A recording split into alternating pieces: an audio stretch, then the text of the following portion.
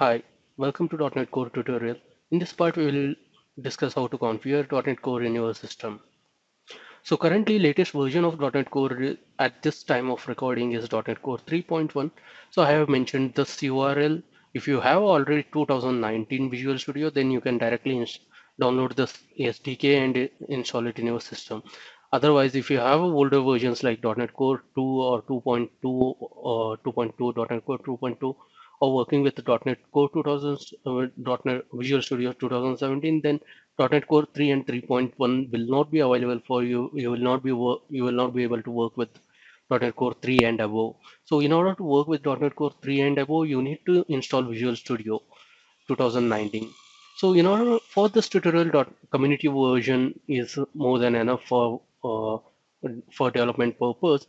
Maybe the enterprise, if enterprise or any other editions, you can use it for your in your office work or some other work. But for this tutorial, .NET Core community version is more than enough for us. So let me go to websites. So you can download .NET Core 3.1 SDK from this website. Link will be I will be providing link in the description section. So you can download based on your system if it is a Linux or Mac OS or Windows, or if you want to install for a common purpose, you can download it from here and you can install. So let me go. If you click on, so suppose I have a 64-bit Windows, so let me download it for 64 Windows. Currently I have, you will get the download files, and you can, once the download is completed, you can directly click and uninstall.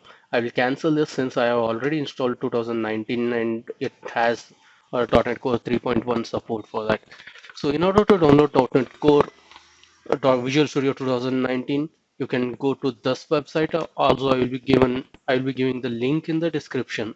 So for this particular tutorial, community edition is more than enough for us. So you can download this no, free download version. This is community edition, and once you download, you can just click it on download. You will get a installation file. So you need not to do all these things. So you can just click on it. Just wait for a few seconds.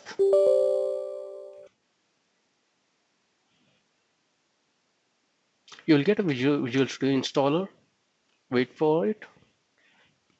Once everything gets configured, you will get this Visual Studio installer. Here you can select whatever the configurations you need, like Visual Studio's support for development of web application, .NET .NET Framework applications, and Azure support, mobile applications, C++ gaming. There are many application many application supports which you need to configure, select, and then go to the installation.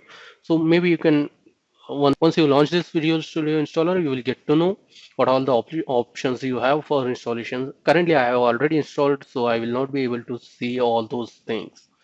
So so that's all as part of this tutorial. Thank you.